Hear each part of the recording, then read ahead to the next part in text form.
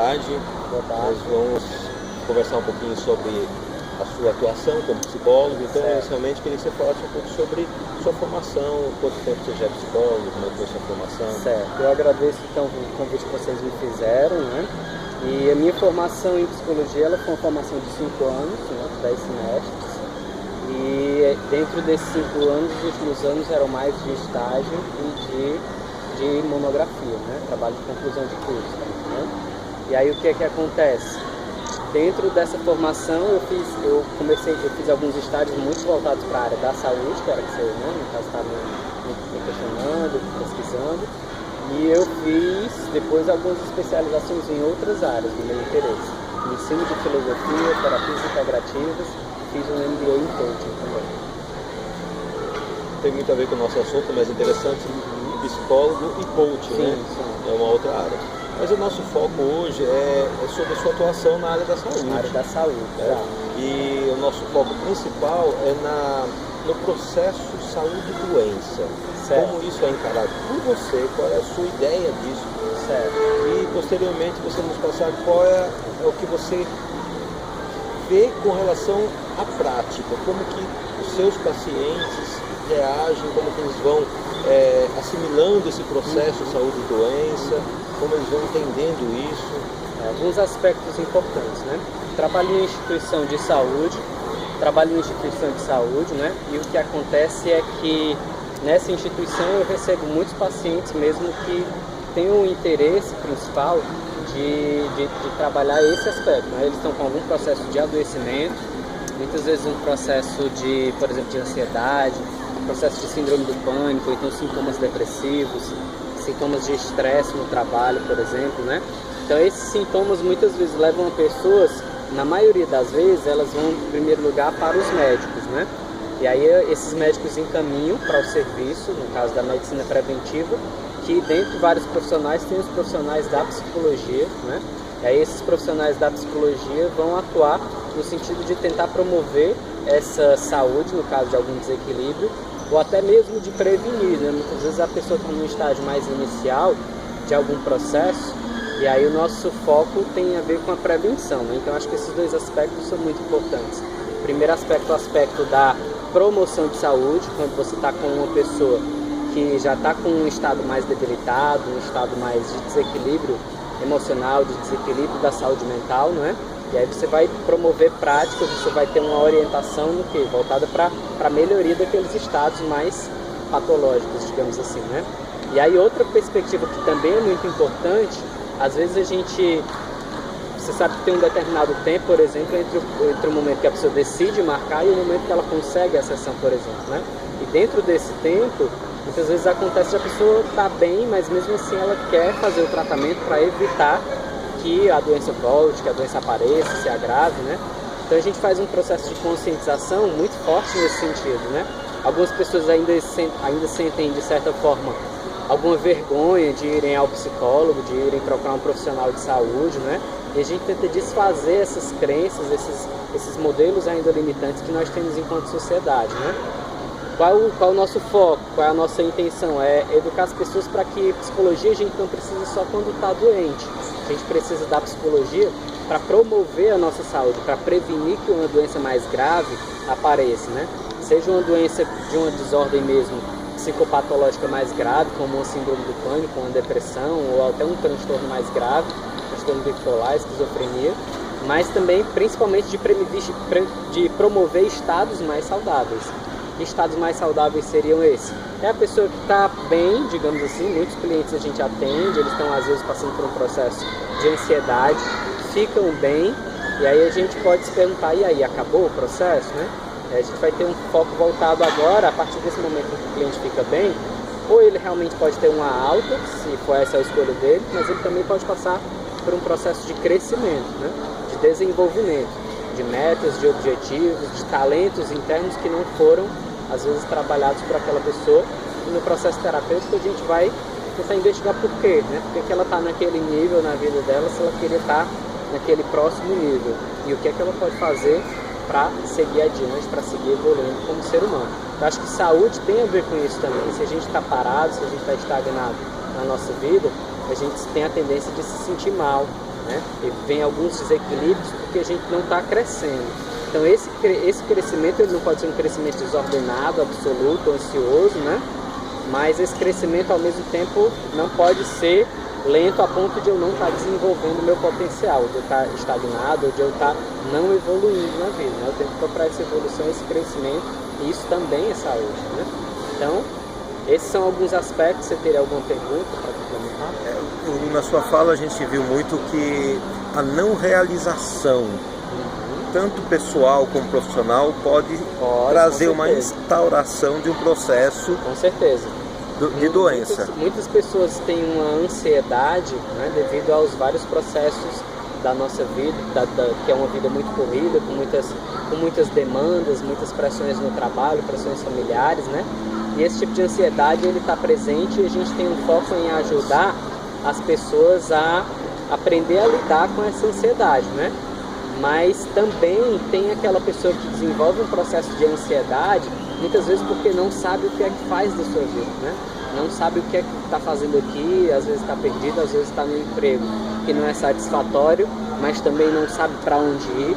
Então esse tipo de estágio, né, de não estar evoluindo, esse tipo de percepção, de não se sentir realizada como ser humano, também gera processos adoecedores, principalmente de ansiedade, mas pode aparecer outras coisas também, vazio existencial, sintomas depressivos, né? E se a pessoa não cuida disso, ao longo de vários meses ou anos, dependendo de cada pessoa, começam a se agravar esses sintomas cada vez mais, né?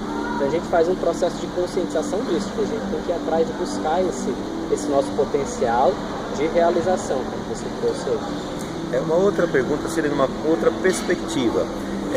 Na sua trajetória de atuação, você já deparou algumas vezes com portadores de doenças crônicas. Sim. Que buscam um amparo psicológico para entender esse processo que as adoeceu. Quando você fala de doenças crônicas, você está pensando em quais, por exemplo?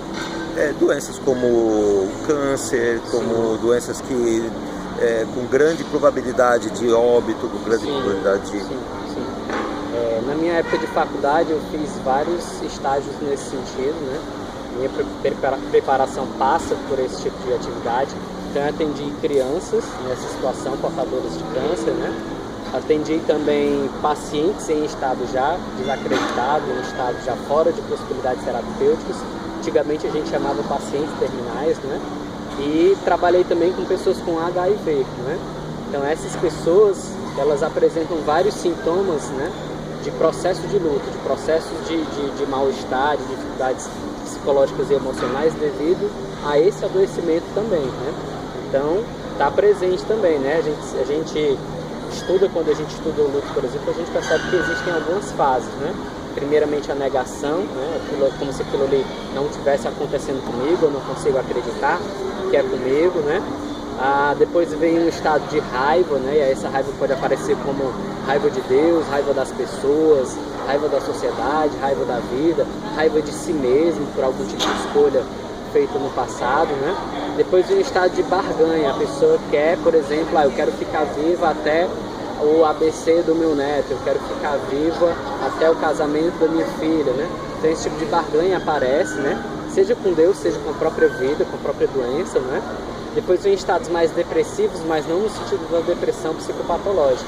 Depressivos no sentido de uma tristeza, de entregar-se para esse processo e entrar num recolhimento, num retraimento mais profundo, né?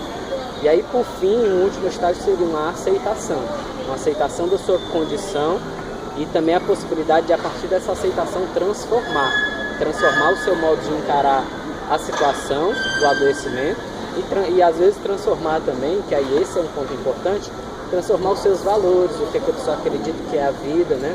O que é esse processo que ela está passando de adoecimento, e muitas vezes o processo de morrer mesmo, né? Que às vezes ela está passando por um processo que realmente é dito pelos médicos como fora de possibilidades terapêuticas, né? Então esse processo de morrer, que não é só a morte em si, não é? Também vai gerar uma série de consequências, uma série de reflexões, uma série de dificuldades dessa pessoa lidar com o que acontece, né? Então, dentre várias dificuldades de às vezes a pessoa tem facilidade de lidar com isso e a família não tem facilidade, né? Então isso daí é um ponto, é um foco de tratamento. Às vezes a pessoa tem esse processo de negação, ou de raiva, de agressividade. Então são N fatores, dependendo aí de cada pessoa, que vão interferir nesse processo, né? E aí, quanto mais a gente caminha para essa aceitação, com a ajuda do profissional, com a ajuda do psicólogo, do terapeuta, mais a gente caminha para integrar esses aspectos mais difíceis, né? Porque muitas vezes eu vou falar com um familiar sobre um problema, sobre uma dificuldade, esse familiar ele não tem abertura para ouvir, né? Você vai falar sobre morte com um familiar, às vezes a reação é deixa de falar isso, deixa de pensar isso, né? E como se a pessoa estivesse querendo isso, na verdade não é, na verdade a pessoa quer elaborar essa situação difícil pela qual ela está passando. E muitas vezes é um processo que pode não resultar em morte. Exato, exatamente. Daí, o que você acha de importante e como que o psicólogo pode ajudar no entendimento desse paciente, processar dentro dele esse entendimento do processo da saúde e de doença, de sair de uma situação de saúde para uma situação de estar doente. Perfeito. E depois voltar dessa estar doente para ter saúde de novo. Pronto. Todo processo de adoecimento, ele traz, digamos assim, como se fosse escondido por trás desse processo de adoecimento, um aprendizado, né? Essa é a minha perspectiva. E o sofrimento, ele não acontece à toa na nossa vida. Não que seja culpa da pessoa, ninguém contrai um câncer porque quer, né, por exemplo, né? Mas sempre que você entra num processo de adoecimento, seja uma ansiedade, uma depressão ou um processo de doença física mesmo, essa doença ela exige de você uma nova adaptação. E essa nova adaptação, essa transformação, muitas vezes ela implica um processo de mudança de crenças, de valores, de percepção de si mesmo, de percepção da vida, não é? Então esse tipo de processo acontece com a pessoa que está nesse tipo de estado. O profissional ele pode ajudar justamente com essa ideia dessa abertura, né? Com o questionamento, com oferecer uma escuta de qualidade, né? Para que a pessoa tenha a possibilidade aí de ter, né? Refletir sobre esse processo. Agora vou fazer uma pergunta de cunho pessoal. Sobre saúde física e mental, a sua concepção, ela estaria ligada à saúde espiritual? Para mim, na verdade, essas esferas elas estão muito correlacionadas, tá bom? A saúde física e a saúde mental, elas formam um único sistema, né? Então, a minha saúde física vai influenciar a minha saúde mental e a minha saúde mental vai influenciar a saúde física, né? E a saúde espiritual, ela faz parte desse sistema também, né? Se a pessoa não tem nenhuma compreensão de espiritualidade, se ela não tem valores espirituais que de alguma forma atravessam aí a sua vida, às vezes é mais difícil o processo, né? Não que seja impossível, mas se torna mais difícil. Ao mesmo tempo você procurar só a religião, mas não procurar a saúde, né? Não procurar um profissional, às vezes isso também torna difícil um processo de melhoria, de cura, né? Então eu acho que são fatores complementares e que se apoiam muito, né? Quando eu falo de espiritualidade, eu falo principalmente de valores, de amorosidade, de gratidão, de perdão, de aprender a deixar o passado no passado, de aprender a se superar como ser humano, né? Aprender a adotar valores maiores, valores mais significativos em suas vidas. Tá perfeito, muito obrigado.